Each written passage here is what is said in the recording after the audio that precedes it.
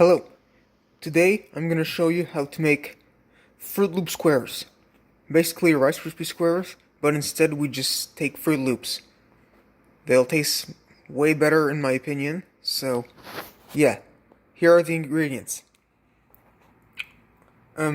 Over a teaspoon, maybe almost a tablespoon of margarine, but I'm using butter instead, so it's totally up to you. About 8 marshmallows, literally a cup of Froot Loops, but we're gonna add more later because I don't think it's gonna be enough, and some vanilla extract, like a few drops. So, yeah. First, we need to melt the butter. Once the margarine or butter is melted, let's add the marshmallows. These marshmallows must be completely melted, so yeah.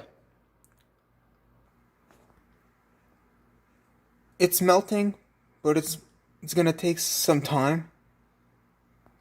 So probably about a few minutes. So you see, now it's completely melted. Now you can turn off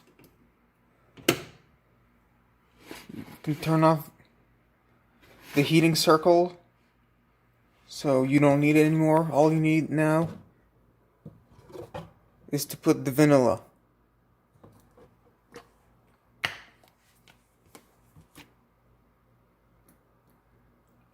A few drops, now you can mix it. This is all mixed up, so yeah, it may seem like there was too much vanilla, but personally I think it's okay. It's gonna work just fine. Now let's add the Froot Loops, and I'm gonna slowly mix.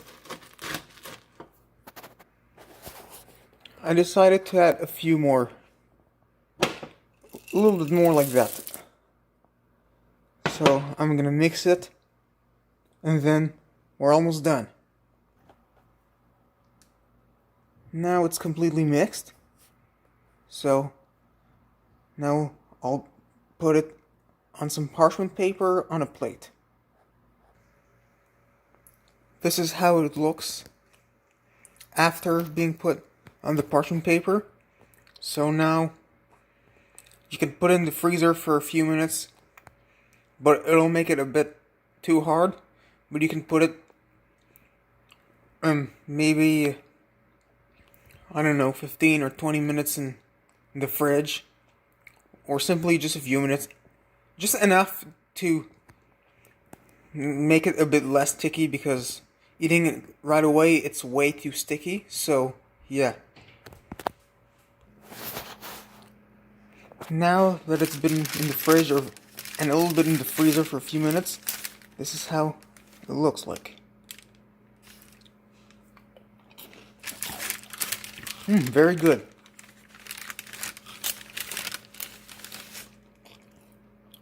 It looks really good. Chewy, delicious, sweet. It's good.